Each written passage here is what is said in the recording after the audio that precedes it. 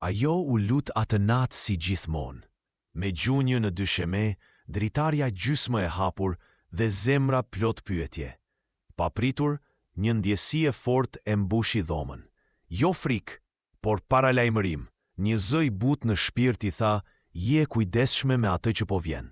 Ajo nuk e dinte ende se kënën kuptonte ky mesazh, por shpirti i saj e ndjeu. Ajo e pa për herë të parë në një vend krejt të zakonshëm, por sytë e tij bartnin diçka të rrezikshme dhe tërheqëse njëkohësisht.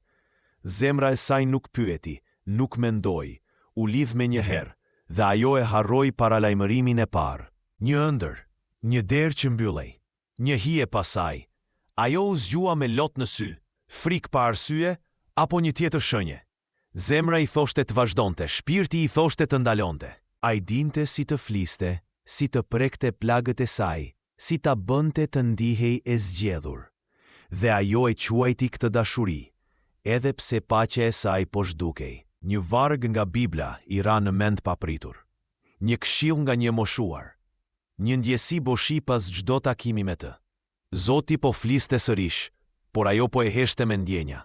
Një aksident i vogël, një shpëtim i çuditshëm, një ndjenjë se Zoti e kishte mbrojtur nga diçka më e madhe. Zemra e saj u drodh.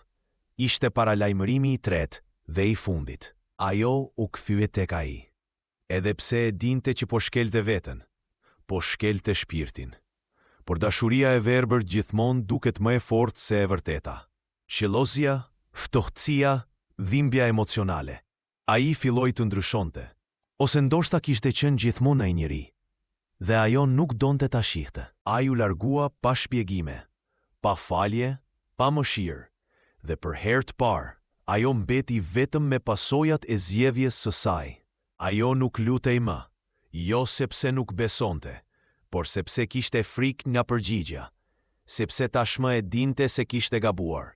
Mes lutjeve dhe rnojave, ajo u kthye aty ku kishte nisur gjithçka, në gjunjë, por këtë herë pa kërkesa, vetëm me pendes. Zoti nuk e kishte braktisur kurrë, por ajo kishte zgjedhur të largohej nga zëri i tij.